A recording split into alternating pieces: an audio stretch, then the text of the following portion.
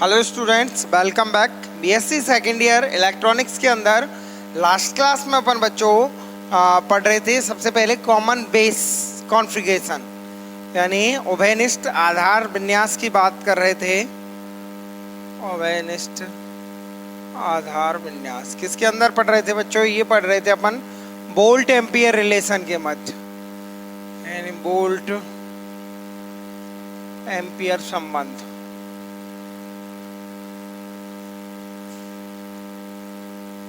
इन volt ampere संबंध के मध्य अपन बात कर रहे थे उभयनिष्ठ आधार विन्यास की। और उभयनिष्ठ आधार विन्यास में मैंने आपको सबसे पहले एनपीएन और पीएनपी दोनों ट्रांजिस्टरों का उभयनिष्ठ आधार विन्यास का सर्किट डायग्राम बना दिया था। और उसके बाद बच्चों अपन ने एनपीएन और पीएनपी के लिए कौन सा सबसे पहले वोल्ट एम्पियर रिलेशन में मैंने बताया दो अभिलाक्षणिक वक्र प्राप्त होते हैं, एक निवेशी अभिलाक्षणिक वक्र और दूसरा निर्गत अभिलाक्षणिक वक्र।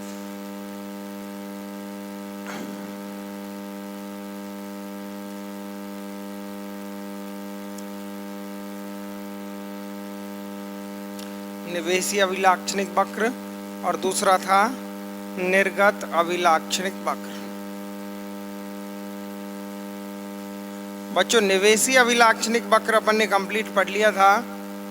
निर्गत अभिलाक्षणिक वक्र लास्ट क्लास में मैंने स्टार्ट किया था और मैंने बताया था निर्गत अभिलाक्षणिक वक्र में क्या करते हैं। इसमें निवेशी धारा को तो क्या रखते हैं, नियत रखते हैं। निवेशी धारा को नियत रखते हुए निर्गत वोल्टता व निर्गत धारा के मध्य खींचा गया वक्र क्या कहलाता है? निवेशी अभिलाक्षणिक या निवेशी धारा को नियत रखते हुए निर्गत वोल्टता व निर्गत धारा के मध्य खींचा गया वक्र निर्गत अभिलाक्षणिक वक्र कहलाता है। निवेशी धारा कौन सी है बच्चों? यहाँ पर निवेशी धारा है आई को नियत रखते हुए। निर्गत वोल्टता कौन सी है? वी सी वी, यही है ना, वी सी वी। आई को नियत रखते हुए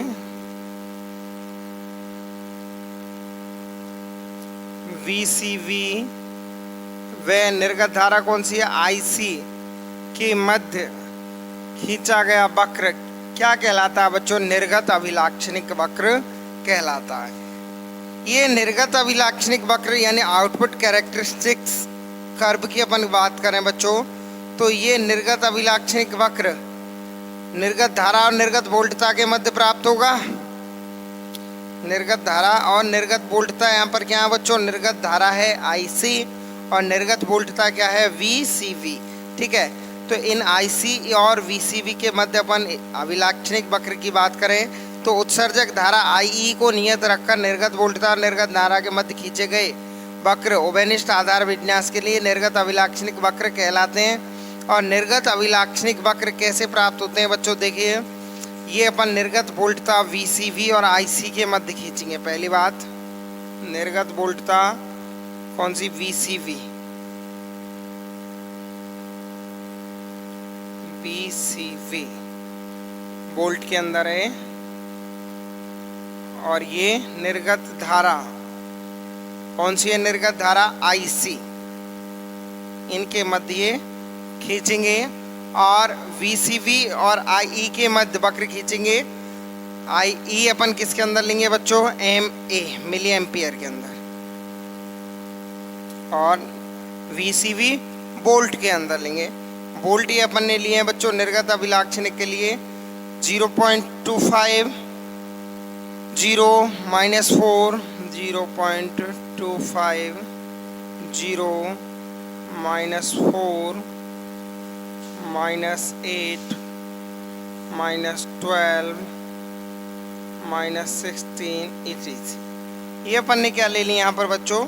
ये वोल्टता ले लिए और धारा अपन ने लिए -10 20 30 0 -10 -20 -30 -40 -50 -60। ये क्या ले लिए अपन ने? धाराएं ले ली। वोल्टता और धारा कौन सी? वोल्टता निर्गत वोल्टता कौन सी? वीसीवी। और निर्गत धारा आईसी के मध्य वक्र या कर्व खींचना है, जबकि निवेशी धारा को क्या रखना है अपने लिए? नियत रखना है। तो ये 0 -10 -20 -30 -40 ये निर्गत धारा और ये निर्गत वोल्टता, इनके मध्य अपन क्या खींच रहे हैं बच्चों, वक्र खींच रहे हैं। तो ये कर्व कैसे प्राप्त होते हैं, देखिए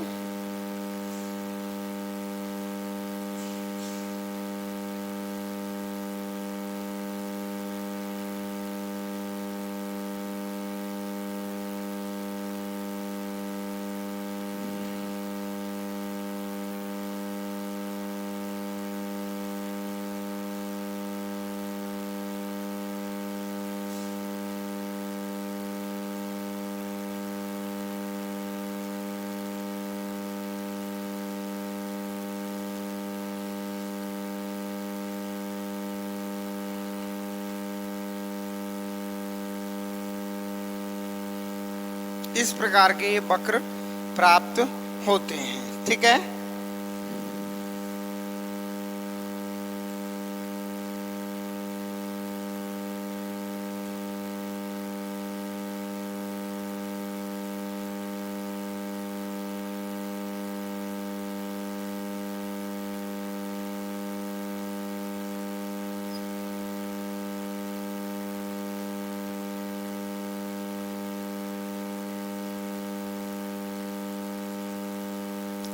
ये बच्चों वक्र निर्गत अभिलाक्षणिक वक्र है, निर्गत धारा और निर्गत वोल्टता के मध्य। जबकि क्या किया गया है, जबकि निवेशी धारा को क्या लिया गया है, नियत लिया गया है। नियत से मतलब क्या बच्चों, जैसे ये IE बराबर निवेशी धारा IE बराबर 0 के लिए इस प्रकार का वक्र प्राप्त होता है।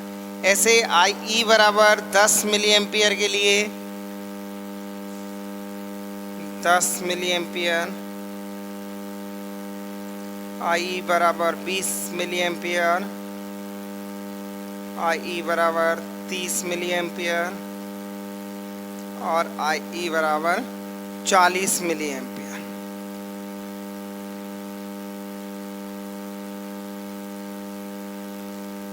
ऐसे ही बच्चों और ऊपर लेंगे अपन, ये थोड़े नज़दीक नज़दीक बन जाएंगे तो ये 50, 60 इस प्रकार से अपने लिए क्या होते हैं, निर्गत अभिलाक्षणिक वक्र प्राप्त होते हैं। ये निर्गत अभिलाक्षणिक वक्र ये चित्र में दर्शाया गया PNP संधि ट्रांजिस्टर के उभयनिष्ठ आधार विन्यास के लिए निर्गत अभिलाक्षणिक वक्रों का एक चित्रण है। इसमें PNP संधि ट्रांजिस्टर के लिए IE धनात्मक होती है, IC व IB कैसे होते हैं, ऋणात्मक होते हैं।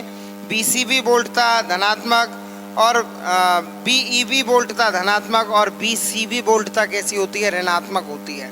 अपन जानते हैं PNP ट्रांजिस्टर के कॉमन बेस के लिए VCB और IE ये कैसे होंगे बच्चों, IE होगी इसके लिए धनात्मक, IC होगी ऋणात्मक और BEB धनात्मक और BCB कैसी होगी, ऋणात्मक होगी।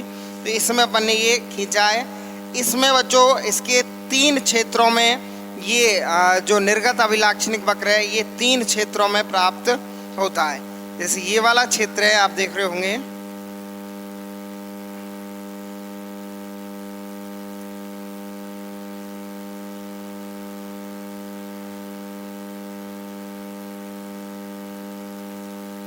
ये वाला क्षेत्र आपका कहलाता है सैचुरेशन रीजन। कौन सा क्षेत्र कहलाता है बच्चों, ये क्षेत्र कहलाता है आपका सैचुरेशन रीजन।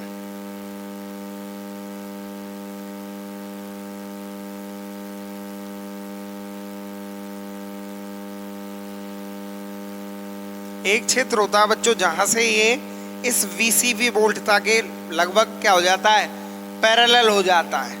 ये यहाँ से और ये वाला क्षेत्र होता है एक्टिव रीजन। कौन सा, एक्टिव रीजन होता है। ये होता है आपका सैचुरेशन रीजन, SATU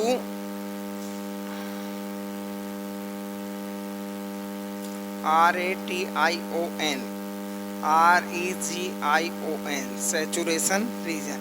दूसरा एक्टिव रीजन और तीसरा होता है बच्चों आपका cut off region. Cut off region ये वाला होता है, कट ऑफ रीजन। ये 3 क्षेत्रों में निर्गत अभिलाक्षणिक वक्र को बांटा गया है। किसी भी निर्गत अभिलाक्षणिक वक्र को 3 क्षेत्रों में बांटा जा सकता है। निर्गम अभिलाक्षणिक वक्रों को निम्न 3 भागों या क्षेत्रों में विभाजित किया जा सकता है। पहला है आपका सक्रिय क्षेत्र या एक्टिव रीजन। किसी भी निर्गम अभिलाक्षणिक वक्र को कितने भागों में बांट सकते हैं? निर्गम अभिलाक्षणिक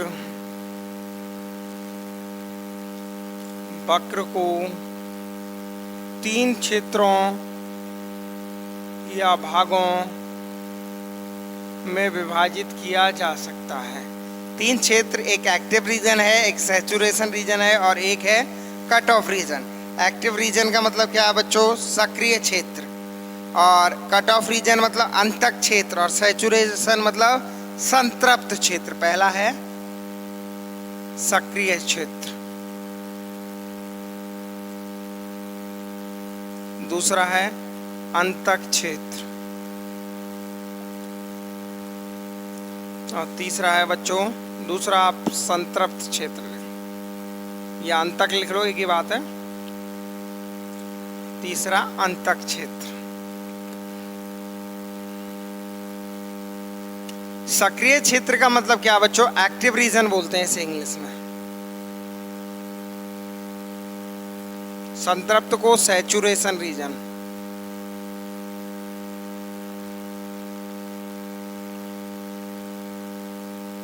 और अंतक को बोलते हैं कट ऑफ रीजन।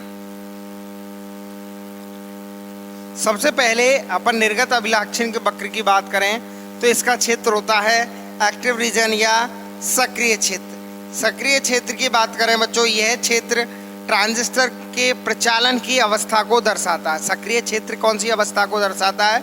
ट्रांजिस्टर के प्रचालन की अवस्था को दर्शाता है। अर्थात जब ट्रांजिस्टर की निवेशी संधि अग्रवाहित और निर्गम संधि कैसी होती है? पश्चवाहित होती है। तो सक्रिय क्षेत्र में एक दूसरे के समांतर क्षेत्र प्राप्त होते हैं। यानी ये कौन सा ऑपरेशनल रीजन है या प्रचालन क्षेत्र को दर्शाता है। यानी जब ट्रांजिस्टर का प्रचालन होता है तो ऐसा क्षेत्र प्राप्त होता है और इसमें ये एक दूसरे के समांतर क्षेत्र प्राप्त होते हैं। और कब होता है बच्चों? ऑपरेशन कब होता है? जब इसका इनपुट जंक्शन फॉरवर्ड वाइज और आउटपुट जंक्शन कैसा होता है? Reverse wise. यानी निवेशी अग्रवाहित और जो निर्गम है वो कैसा होता है? पश्चवाहित होता है। निवेशी अग्रवाहित और निर्गम पश्चवाहित की कंडीशन में क्या प्राप्त होता है बच्चों? इस स्थिति में अपने लिए एक्टिव रीजन या सक्रिय क्षेत्र प्राप्त होता है। दूसरे क्षेत्र की अपन बात करें, संतृप्त क्षेत्र। इसमें दोनों संधियां कैसी होती हैं? अग्रवाहित होती हैं। इस स्थिति में बीसीबी के मान में वृद्धि करने पर निर्गत धारा आईसी के मान में चर घातांकी रूप से वृद्धि होती है। बीसीवी यानी निर्गत वोल्टता के मान में अपन वृद्धि करें तो आईसी का मान या निर्गत धारा का मान कैसे? एक्सपोनेंशियल रूप से, चर घातांकी रूप से वृद्धि करता है। और इसमें दोनों संधियां कैसी होती हैं बच्चों? इस रीजन में दोनों संधियां फॉरवर्ड वाइज यानी अग्रवाइज की स्थिति में होती हैं। संतृप्त क्षेत्र में बीसीबी बराबर 0 रेखा के बाईं ओर तथा आईई बराबर 0 अभिलक्षणिक के ऊपर ये क्षेत्र होता है। और इस क्षेत्र में क्या होता है? इस क्षेत्र में धारा में परिवर्तन बीसीबी के साथ चर घातांकी रूप से होता है। और दोनों ही संधियां कैसी होती हैं? दोनों ही संधियां फॉरवर्ड स्थिति में होती हैं। इस क्षेत्र में आईसी का मान आईई पर निर्भर करता है। आईसी किस पर डिपेंडेंट होता है? इस क्षेत्र में IC is dependent on IE. IC का मान आईई पर निर्भर करता है। और ये मान निर्भर कैसे करता है बच्चों? आर ओ की बात करें अपन, इसमें गतिक निर्गत प्रतिरोध की बात करें तो आर ओ का मान होगा बच्चों वीसीवी अपॉन निर्गत अभिलाक्षणिक वक्र में क्या हुआ? निर्गत वोल्टता निर्गत धारा के मध्य, जबकि निवेशी धारा को क्या रखें? नियत रखें। संतृप्त क्षेत्र हो गया, आर ओ बाद में निकालेंगे, इन तीनों को समझ लें। अब तीसरा है पहले cut off region. Cut off region का मतलब क्या है? अंतक क्षेत्र। और अंतक क्षेत्र क्या है बच्चों? इसमें दोनों ही संधियां कैसी होती हैं? पश्चवाहित। संतृप्त में दोनों ही अग्रवाहित और अंतक में दोनों ही पश्चवाहित। जब दोनों संधियां पश्चवाहित होती हैं तो अंतक क्षेत्र प्राप्त होता है। आई बराबर 0 होने पर आईसी तथा बीसीबी के मध्य बनने वाले वक्र के द्वारा घिरा क्षेत्रफल अंतक क्षेत्र कहलाता है। यानी आई बराबर 0 आप देख रहे हो, आई बराबर 0 होने पर आईसी तथा बीसीबी IC तथा VCV। IE बराबर 0 है और IC ये रहा आपका, और VCV के द्वारा घिरा हुआ क्षेत्रफल क्या कहलाता है? IE बराबर 0 होने पर IC तथा VCV के मध्य बनने वाले वक्र के द्वारा घिरा क्षेत्रफल अंतक क्षेत्र कहलाता है। इस स्थिति में IE बराबर 0 होने पर क्षरण धारा ICO के तुल्य धारा प्रवाहित होती है। यानी इस स्थिति में IE बराबर जब 0 होगा तो इसमें जो करंट फ्लो होगा वो लीकेज करंट के बराबर होगा, क्षरण धारा के बराबर धारा इस स्थिति में प्रवाहित होती है। और ये क्षेत्र कौन सा होता है बच्चों? कट ऑफ रीजन होता है। अब इसमें अपन बात कर रहे हैं किसकी? RO की, यानी निर्गत प्रतिरोध। निर्गत प्रतिरोध क्या होगा बच्चों? निर्गत वोल्टता बचे निर्गत धारा, तो निर्गत वोल्टता क्या है? डेल VCV बटे डेल IC, वाइल जबकि क्या कांस्टेंट करें? IE बराबर क्या करें यहाँ पर? कांस्टेंट। ये किसके बराबर होगा? गतिक प्रतिरोध के बराबर होगा, या गतिक निर्गम प्रतिरोध RO का मान होगा डेल VCV बटे डेल IC, जबकि IE बराबर क्या है? नियत। धारा प्रवर्धन गुणांक या धारा लाभ की बात करें तो अल्फा DC बराबर क्या होगा बच्चों? अल्फा DC बराबर होगा IC बटे IE। अल्फा DC बराबर IC बटे IE। DC क्या है? यहाँ धारा लाभ है, अल्फा क्या है? धारा लाभ, और DC मतलब स्थैतिक। गतिक के लिए क्या लिखेंगे? गतिक के लिए लिखेंगे अल्फा AC, ये स्थैतिक हो गया, और गतिक के लिए अल्फा AC यानी डेल IC बटे डेल IE, डेल IC बटे डेल IE होगा, ये भी IE है और ये भी IE। ये क्या हो गया? गतिक धारा लाभ, स्थैतिक धारा लाभ और गतिक धारा। इस प्रकार से बच्चों ये हुआ आपका निर्गत अभिलाक्षणिक वक्र, और इसमें ये धारा लाभ हो गए स्थैतिक और गतिक, और R0 हो गया आपका गतिक प्रतिरोध या गतिक निर्गत प्रतिरोध। ठीक है, ये अपना पहला हुआ वोल्ट एम्पीयर रिलेशन किसके लिए? कॉमन बेस के लिए, उभयनिष्ठ आधार विन्यास के लिए। ऐसे ही अब उभयनिष्ठ उत्सर्जक विन्यास और उभयनिष्ठ संग्राहक विन्यास दो और बचे, इनके लिए अपन क्या निकालेंगे? Volt ampere relation. Volt ampere relation का मतलब क्या है इसमें ज्ञात करना है अपन को? अपन इसमें निवेशी अभिलाक्षणिक और निर्गत अभिलाक्षणिक ज्ञात करेंगे। निवेशी अभिलाक्षणिक और निर्गत अभिलाक्षणिक क्या होंगे बच्चों? कर्व में। ये कर्व अपन को बनाए कैसे गए? ये प्रैक्टिकली अपन ने निवेशी वोल्टता, निर्गत वोल्टता, जैसे निर्गत अभिलाक्षणिक की बात करें या निवेशी अभिलाक्षणिक की बात करें तो निवेशी अभिलाक्षणिक वक्र क्या हुए? इनपुट कैरेक्टरिस्टिक्स कर्व क्या हुए? ये हुए बच्चों जबकि आउटपुट वोल्टेज को तो क्या कर दिया जाए? कांस्टेंट। इस स्थिति में निवेशी वोल्टता और निवेशी धारा के मध्य क्या देखा जाए? कर्व खींचा जाए। निवेशी वोल्टता में परिवर्तन करने से निवेशी धारा में क्या परिवर्तन हो रहा है, या निवेशी वोल्टता निवेशी धारा के परिवर्तनों का वक्र बनाया जाए, कर्व खींचा जाए, तो वो कर्व या वक्र क्या कहलाता है? निवेशी अभिलाक्षणिक वक्र कहलाता है। जबकि निर्गत वोल्टता क्या होनी चाहिए? नियत होनी चाहिए। ऐसे निर्गत अभिलाक्षणिक क्या होगा? जबकि निवेशी धारा हो नियत, उस स्थिति में निर्गत वोल्टता निर्गत धारा के मध्य खींचा गया वक्र क्या कहलाता है? निर्गत अभिलाक्षणिक वक्र कहलाता है। तो वोल्ट एम्पियर रिलेशन में कॉमन बेस का अपन ने निर्गत अभिलाक्षणिक वक्र और निवेशी अभिलाक्षणिक वक्र दोनों ही वक्र अपन ने निर्गत और निवेशी के लिए दोनों के लिए अपन ने कॉमन बेस में अपन ने ये निकाल लिए। इसके बाद अपन इस अगला निकालेंगे बच्चों उभयनिष्ठ उत्सर्जक विन्यास। दूसरा लेंगे CEC यानी कॉमन एमीटर कॉन्फ़िगरेशन। उभयनिष्ठ उत्सर्जक विन्यास। देखिए उभयनिष्ठ उत्सर्जक विन्यास का मतलब क्या है? इसमें इनपुट और आउटपुट के मध्य अपन क्या कर लेंगे? जो इमीटर है उस इमीटर को क्या ले लेंगे? कॉमन ले लेंगे, उभयनिष्ठ ले लेंगे। उभयनिष्ठ इमीटर का मतलब क्या है बच्चों? कॉमन इमीटर विन्यास का मतलब क्या है? इसके अंदर अपन क्या कॉमन लेंगे? IE को कॉमन ले लेंगे। किसके? इनपुट और आउटपुट कैरेक्टरिस्टिक्स के मध्य IE को अपन क्या ले लेंगे? कॉमन ले लेंगे। और उस स्थिति में अपन क्या बनाएंगे? वक्र बनाएंगे NPN और PNP के लिए। तो देखिए जैसे ये एन पी एन की बात करें अपन, या पहले पी एन पी, जो भी आप चाहो।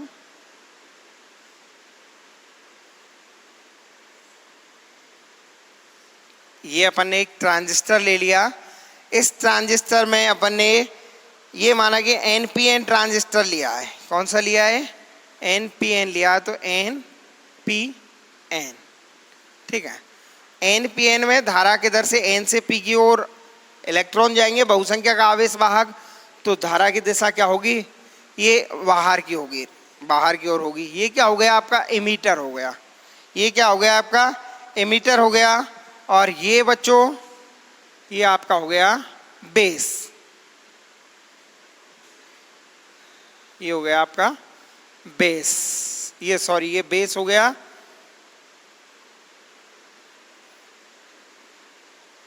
एन पी एन, ये एमीटर हो गया, और ये हो गया आपका कलेक्टर, ठीक है। ये एन पी एन ट्रांजिस्टर हो गया। ऐसे ही अपन पी एन पी की बात करें, यहाँ वही बहुसंख्यक, यहाँ वही कंडीशन लगा देंगे। कौन सी कंडीशन लगा देंगे इसमें? इस अग्रवाहित कर देंगे इनपुट संधि को अग्रवाहित और आउटपुट संधि को पश्चवाहित। एक बार ये डायग्राम फिर बनाएं। सही है डायग्राम, थोड़ा सुंदर सही नहीं बना। ये अपन ने क्या ले लिया? बेस हो गया है।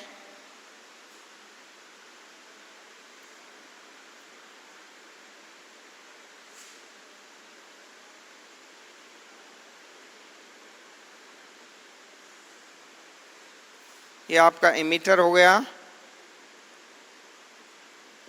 एन पी एन, करंट की दिशा क्या होगी? डायरेक्शन ये बाहर की ओर होगी, क्योंकि एन से किधर फ्लो होगा बच्चों? ये एन से पी की ओर फ्लो होगा।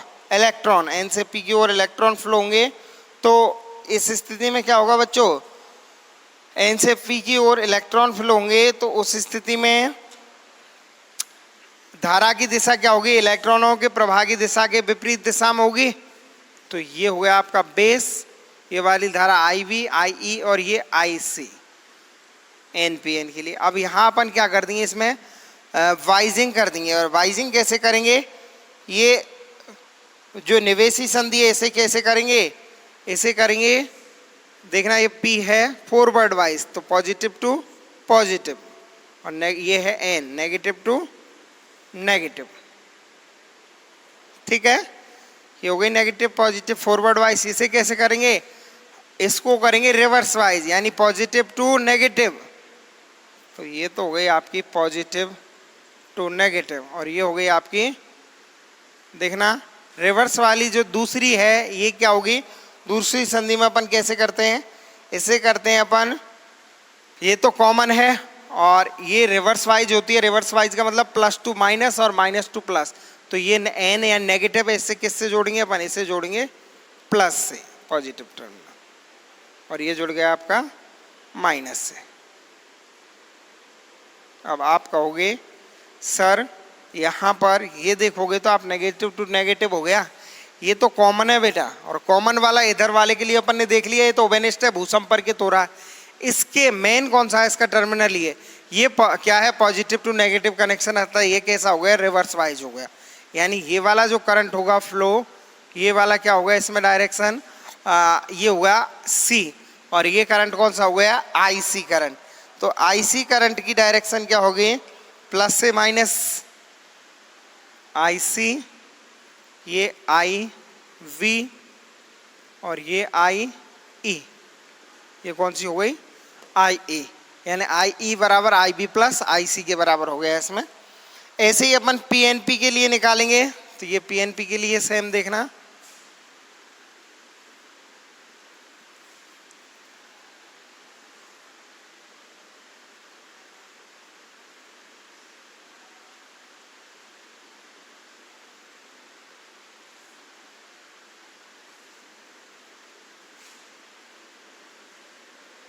ये वाला हो गया बेस, ये वाला हो गया एमीटर, और ये वाला हो गया कलेक्टर।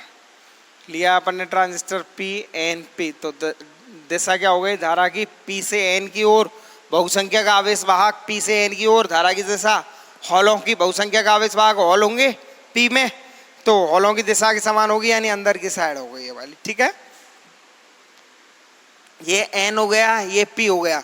ये संधि होगी इनपुट संधि, और इनपुट संधि को अपन कैसे करेंगे, फॉरवर्ड वाइज करेंगे। फॉरवर्ड वाइज करने के लिए यानी अपन क्या करेंगे इस स्थिति में बच्चों, ये इसको नेगेटिव किससे जोड़ेंगे, एन इसको जोड़ेंगे नेगेटिव टू नेगेटिव और पॉजिटिव टू पॉजिटिव।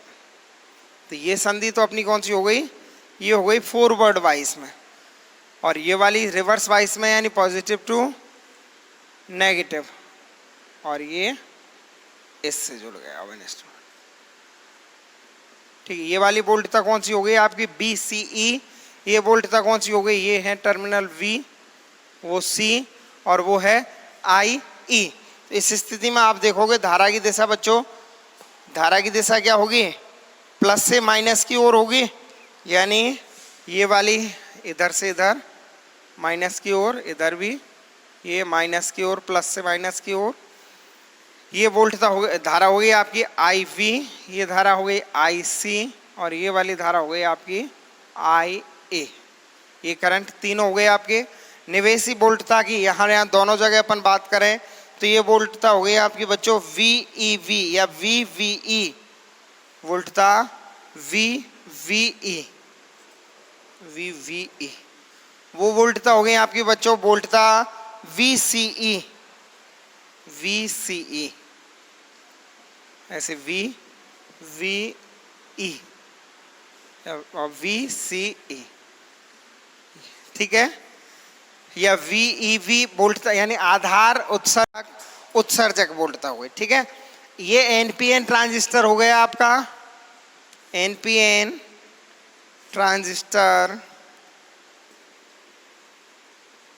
के लिए कॉमन एमिटर विन्यास, और ये बच्चों पीएनपी ट्रांजिस्टर के लिए कॉमन एमिटर विन्यास। ये मैंने क्या बताया आपको, किसके लिए, ये एनपीएन ट्रांजिस्टर और पीएनपी ट्रांजिस्टरों के लिए कौन से विन्यास है, ये कॉमन एमिटर विन्यास है। उभयनिष्ठ आधार विन्यास, इसमें भी वही अपन इनपुट कैरेक्टरिस्टिक्स और आउटपुट कैरेक्टरिस्टिक्स पढ़ेंगे। इनपुट कैरेक्टरिस्टिक्स का मतलब क्या है, निवेशी अभिलाक्षणिक, और आउटपुट कैरेक्टरिस्टिक्स का मतलब क्या है, निर्गत अभिलाक्षणिक। निवेशी अभिलाक्षणिक का मतलब क्या है बच्चों, निवेशी अभिलाक्षणिक का मतलब है जबकि निर्गत वोल्टता को तो क्या कर दें अपन, उभयनिष्ठ कर दें। निर्गत वोल्टता को कैसी कर दें, उभयनिष्ठ कर दें, और निवेशी वोल्टता निवेशी धारा के मध्य वक्र खींचे। निर्गत अभिलाक्षणिक में क्या करेंगे, निर्गत अभिलाक्षणिक में निवेशी धारा को नियत करेंगे और निर्गत वोल्टता और निर्गत धारा के मध्य वक्र खींचेंगे। ये दोनों मैं वक्र आपको नेक्स्ट क्लास में बताऊंगा। आज की क्लास के लिए इतना ही, धन्यवाद।